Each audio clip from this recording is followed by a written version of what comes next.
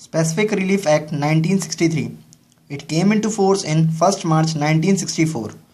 In definition clause, it gives definition of obligation, which means every duty enforceable by law.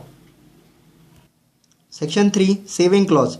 Saving Clause ये कहता है कि अगर आपने कॉन्ट्रैक्ट एक्ट में अगर आपने रिलीफ ले लिया है तो ये स्पेसिफिक परफॉर्मेंस आपको किसी तरीके से बाहर नहीं करता, आप एसआरए में भी उसका रिलीफ ले सकते हैं. Section 4 Specific relief to be granted only for enforcing individual civil rights and not for enforcing penal law. ये सिर्फ सिविल लॉज पे ही अप्लाई होता है सारे, पीनल लॉज पे ही अप्लाई नहीं होता है. बट कुछ एक्सेप्शंस है, जैसे कि सेक्शन 499 ऑफ आईपीसी, जहाँ पर ये लाइक डिफेमेशन पे जहाँ पर ये अप्लाई हो जाता है.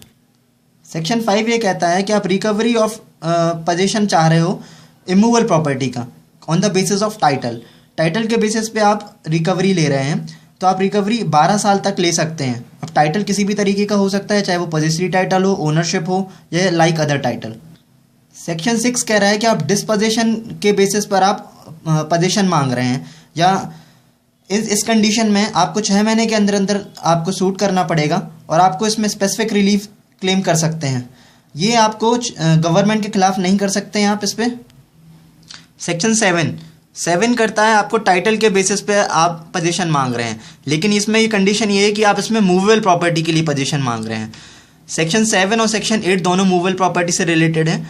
जो सेक्शन 8 है वो लाइक सेक्शन 6 है. सेक्शन 6 में जैसे कि आपने स्पेसिफिक रिलीफ मांगा था कि आपको पर्टिकुलरली वही प्रॉपर्टी चाहिए, आपको डिस्पोजेस किया गया था, ऐसी सेक्शन 8 में भी आप उसका पोजीशन मांग सकते हैं और पर्टिकुलरली वही प्रॉपर्टी जो आपकी मूवेबल है वही आप डिमांड कर सकते हैं. सेक्शन 10 आपको कहते हैं specific performance of contract enforceable. कौन से कॉन्ट्रैक्ट का स्पेसिफिक परफॉर्मेंस आप करा सकते हो, जैसे कि जिन कॉन्ट्रैक्ट में आपको मनी कंपनसेशन एडुकेट रिलीफ नहीं है, पता ही नहीं चल रहा है कितना मनी कंपनसेशन होना चाहिए आप, या फिर उसका असर्टेन ही नहीं कर पा रहे हैं कितना क्या अमाउंट लेना चाहिए आपको, उन चीज़ों का आप स्पेसिफिक परफॉर्मेंस करा सकते हैं. सेक्शन 11 कहता है आपको specific performance connected with trust से रिलेटेड है, तो ये कोर्ट के डिस्क्रिशन पर है कि इसका स्पेसिफिक परफॉर्मेंस कराना है या नहीं कराना है.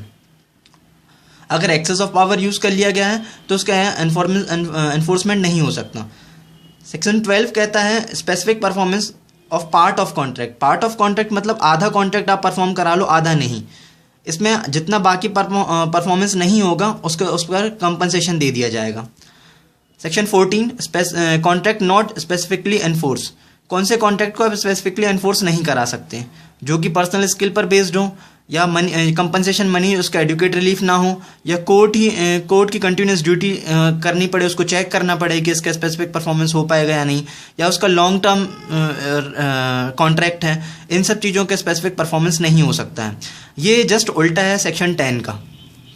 सेक्शन 15 हु में ऑब्टेन स्पेसिफिक परफॉर्मेंस. कोई भी पार्टी ऑब्टेन कर सकती है स्पेसिफिक परफॉर्मेंस, या उसके रिप्रेजेंटेटिव स्पेसिफिक परफॉर्मेंस को करा सकते हैं. Section 16 personal bar to relief. अब ये अगर आप पर्सनल बार टू रिलीफ ये कहता है कि अगर आप खुद गड़बड़ी कर रहे हैं तो ये आप पे ही बार लगा देगा कि आप उसका स्पेसिफिक परफॉर्मेंस नहीं करा सकते हैं. सेक्शन 20 है discretion as to decreeing specific performance. मतलब जो डिक्री देंगे स्पेसिफिक परफॉर्मेंस की, उसमें यह ध्यान दिया जाएगा कि किसी को अनफेयर एडवांटेज ना हो जाए, या फिर किसी पार्टी को हार्डशिप ना क्रिएट हो जाए. इन दोनों बातों का बहुत ध्यान देकर ही डिक्री दिया जाएगा स्पेसिफिक परफॉर्मेंस का. मतलब लेकिन इसमें एक बात है, in education of consideration shall not be unfair advantage. मतलब कहने का सेंस ये है इसमें कि अगर कंसिडरेशन अगर कम है या ज़्यादा है, इसको नहीं माना गया है कि ये अनफेयर एडवांटेज है. Section 21 power to award compensation.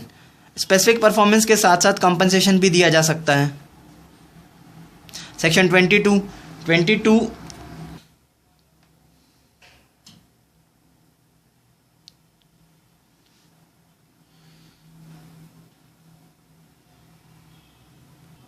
Section 23 ये कहता है कि अगर आपने ऑलरेडी पैसे मिल गए हैं कोर्ट से या कंपनसेशन मिल गया है तो भी इसका स्पेसिफिक परफॉर्मेंस कराया जा सकता है. सेक्शन 24 स्पेसिफिक परफॉर्मेंस नहीं दिया, बाद में कंपनसेशन मांगने लगे। मतलब कि अगर आपने स्पेसिफिक परफॉर्मेंस जो था वो पहले कोर्ट ने नहीं दिया उसको, और बाद में फिर उसके जब स्पेसिफिक परफॉर्मेंस नहीं दिया तो पार्टी कह रही है कि अब एटलीस्ट हमारे लिए कंपनसेशन दिला दे। तो इस तरीके अगर इस टाइप के केसेस में बार लगा देगा कोर्ट। Section 26 rectification. रेक्टिफिकेशन मतलब होता है किसी तरीके को सुधारना। तो इसमें सुधार कौन कौन करवा सकते हैं? जैसे लीगल रिप्रेजेंटेटिव होंगे जो उस पर वो उसको जाकर सुधरवा सकते हैं।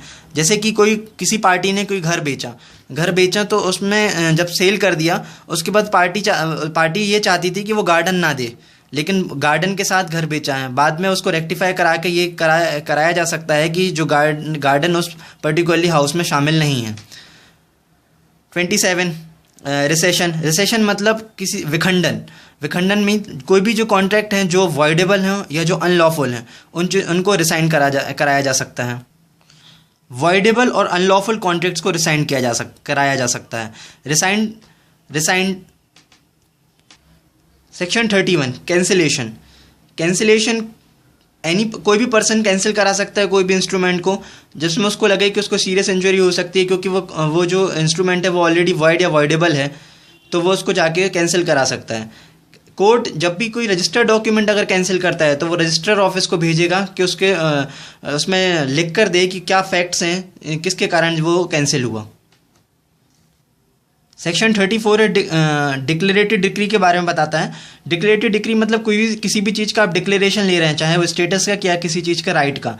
ये तभी होगा जब आपके पास कोई कॉज ऑफ एक्शन हो, बिना उसके कोई आपका डिक्लेरेशन नहीं दिया जाएगा।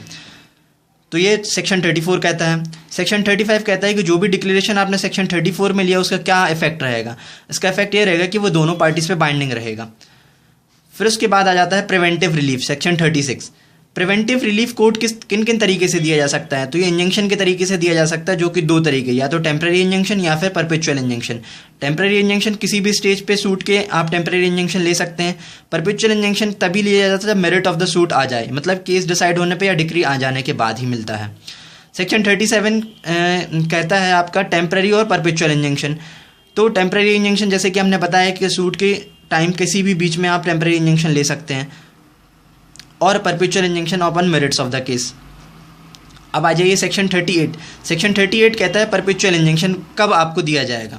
परपेचुअल इंजंक्शन एक टाइप का परमानेंट इंजंक्शन भी होता है। जैसे कि आप उसके एक एग्जांपल देखिए कि अगर कोई रेप विक्टिम गर्ल है, उसको पता है कि जो डॉक्टर है जिसको टेस्ट कराया है उसने, तो उसको नॉलेज है इन सब चीज़ों की, तो वो इंजंक्शन ले सकती है कि पर्टिकुलरली ये चीज़ पब्लिश ना करे। एक और एग्जांपल, जैसे कि ए है वो पॉल्यूट कर रहा है एयर, और जिसके कारण बी और सी जो वहाँ बिजनेस करते हैं उनको प्रॉब्लम है, तो बी और सी अपने इस चीज़ के लिए रिलीफ ले सकते हैं 38 में जाकर।